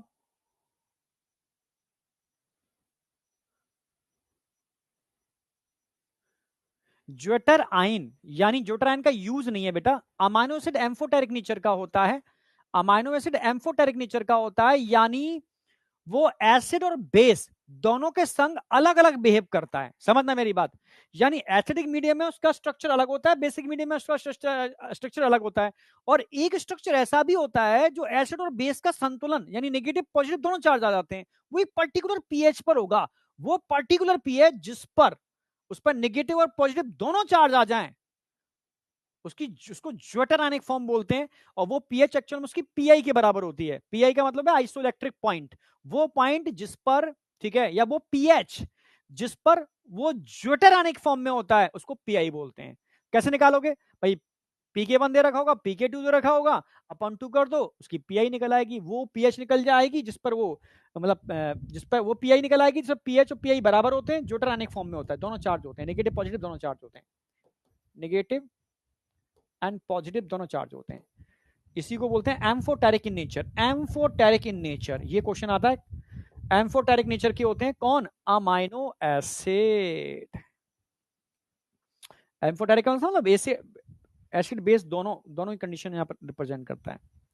अब मुझे बताओ समझ में आया नहीं आया? तो यहाँ ये सिंपल सी बात है, zwitterionic form of amino acid, a particular property of amino acid is the ionisable nature. ये बहुत इंपॉर्टेंट प्रॉपर्टी है आयोनाइजेबल नेचर की, ठीक है, इस बेस और एसिड की वजह से। Hence in solution of different pH, अलग अलग पीएच पर ये अलग अलग स्ट्रक्चर शो करता है इनकी वजह से। जैसे मैंने बताया ना, अगर मैं एसिडिक पीएच कर दूंगा तो ऐसा स्ट्रक्चर हो जाएगा, खिसका दो उधर बेसिक पीएच कर दो, स्ट्रक्चर ऐसा होगा। क्यों हो जाएगा? आप एसिड बेस कंसेप्ट समझते ही हो। हाँ, पर मैं इसको एक ऐसी पोजीशन पर लेकर के आऊं जिस पर नेगेटिव और पॉजिटिव दोनों चार्ज आ जाए, क्या पॉसिबल है? यस, उसी को हम बोलते हैं ज्वेटेरायनिक फॉर्म, ठीक है, जिस पर एसिड, समझ रहे हो ना, नेगेटिव और पॉजिटिव दोनों चार्ज आते हैं। इसलिए ये किस पर डिपेंड करता है? एल्काइल ग्रुप पर, क्योंकि हर अमाइनो एसिड का एल्काइल ग्रुप अलग अलग होता है, तो उसके हिसाब से सबकी पीआई वैल्यू अलग अलग होती है। कैसे निकालोगे पीआई? pk1 pk2 अपॉन 2, ठीक है, pk1 ये आ गई, pk2 ये आ गई, ठीक है, अपॉन 2 कर दो तो दोनों को जोड़ करके, ठीक है, तो आपकी पीआई निकल आएगी, वो पीएच निकल आएगी जिस पर वो ज्योटेरायनिक की फॉर्म में होगा। यहां तक कोई डाउट है किसी को? यहां तक कोई डाउट?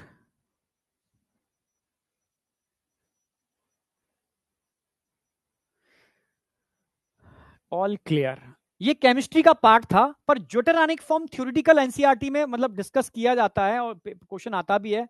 तो एक ये अभी केमिस्ट्री में सर कराएंगे आपको पीआई वैल्यू निकालना, पर बेसिक आपको पहले से अगर आता होगा तो आप इजीली निकाल दोगे, क्योंकि ज्योटेरानिक की मैं बता ही रहा था, तो पीके1 पीके2 पीआई निकालना सिंपल हो गया, अब आपको कोई दिक्कत नहीं आएगी। तो यहां तक कोई डाउट है? अब अगले लेक्चर के अंदर मैं बस दो बातें रह गई हैं इसकी, ठीक है। एक तो मैं कराऊंगा क्लासिफिकेशन, जो बहुत इंपॉर्टेंट है, of amino acid and structure of amino acid, जिसमें इंपॉर्टेंट अमाइनो एसिड का स्ट्रक्चर मैं आपको याद करा दूंगा। क्लियर है?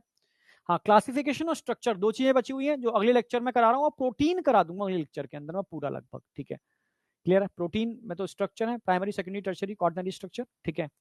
तो अगला लेक्चर का मतलब है नेक्स्ट वीक, तो उसमें आपका प्रोटीन अगले लेक्चर में कंप्लीट हो जाएगा, और एंजाइम स्टार्ट कर दूंगा, मतलब एंजाइम भी हो जाएंगे क्योंकि नेक्स्ट वीक एंजाइम कंप्लीट हो जाएंगे, ठीक है। मतलब बड़ा पार्ट कंप्लीट सारा, फिर तो लिपिड बचता है जरा सा, और बहुत फिर छोटा सा पार्ट वाले बचेगा।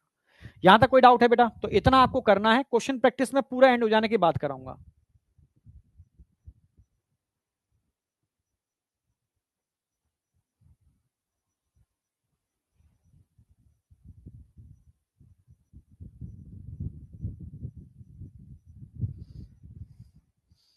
अच्छा, एनसीईआरटी तो मैं तभी कराऊंगा, अभी हटा देना। तो यहां तक एकदम सेट है ब्रेन में, जितना करा दिया है उतना कर लेना, और कार्बोहाइड्रेट का रिवीजन करते रहना पैरेलल, ठीक है। यस, कार्बोहाइड्रेट पैरेलल रिवीजन रखना। अब संडे को जो टेस्ट होगा उसमें स्टार्टिंग वाला पार्ट आएगा पूरा, वो एनालिसिस, स्टार्टिंग का base, soluble pool, insoluble pool, primary secondary metabolites, ये वाला पार्ट अपना स्ट्रॉन्ग करके रखना, ठीक है। और कोशिश करना कि बायोमोलिक्यूल जिंदगी में कभी ना भूलो, ठीक है। हाँ, टिपिकल ना लगे, एग्जाम टाइम तक तुम्हें याद रहे, ठीक है। समझ गए? हाँ, कंसेप्चुअल चीजें मैंने करा दी हैं, और केमिस्ट्री में तुम्हें हेल्प मिल जाएगी बहुत तगड़ी वाली। बाय बेटा। हाँ, आज शाम को ध्यान रखना, वाईटी पर सेशन लगा हुआ है, excretory product and there elimination, आज चैप्टर में एंड कर दूंगा। टोटल कंसेप्चुअल है, यूरिन फॉर्मेशन, ठीक है, या tubular function, counter current, regulation and disorder, ये पूरा पार्ट आज, ठीक है, क्वेश्चन प्रैक्टिस के साथ मैं एंड कराने वाला हूं। तो शाम को आ जाना बेटा वाईटी पर, एक बार सेशन को लाइक तो कर दिया करो, ठीक है। चलो, ठीक है।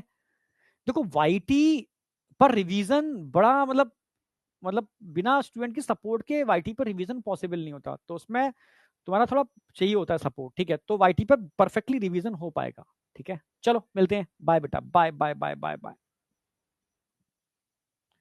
अच्छा, टेस्ट का रिजल्ट रह गया, ओके। चलो मैं, अब क्या, फिर तो अगली वाले उसमें कराऊंगा मैं, ठीक है। नेक्स्ट मंडे को मैं इसका रिजल्ट करा दूंगा, और ट्यूसडे को मैं जो संडे को टेस्ट होगा उसका रिजल्ट बता दूंगा, ठीक है। ओके, बाय बेटा, बाय बाय बाय। देखो, एग्जाम दोनों मोड में होगा तो ठीक रहेगा, क्योंकि देखो कई बच्चे कह रहे हैं सर ऑनलाइन मोड, मैंने कमेंट देखे थे। अगर एग्जाम ऑनलाइन होगा तो आपको उसकी प्रैक्टिस कराई जाएगी पहले, ऐसे थोड़ी ना होता है कि ऑनलाइन में उठा के करा दिया हूँ, ठीक है। और एकदम ऑनलाइन नहीं होता, उसके लिए आपको दोनों ऑप्शन दिए जाते हैं, ऑनलाइन ऑफलाइन। कई बच्चे ऑनलाइन में कंफर्ट है, कई बच्चे ऑफलाइन में कंफर्ट है, ठीक है। तो उस तरीके की चीजें होंगी, ऐसा हम चाहते हैं।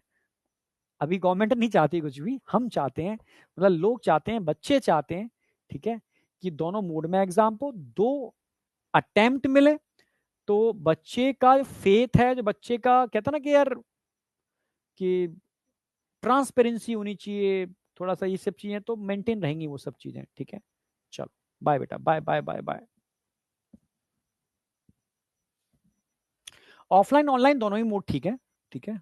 बस ये है कि ऑफलाइन में थोड़ी धांधली हो जाती है सेंटरों पर, पेपर पहले पहुंच जाता है, ऑनलाइन के अंदर ऐसा नहीं हो पाता, समझे?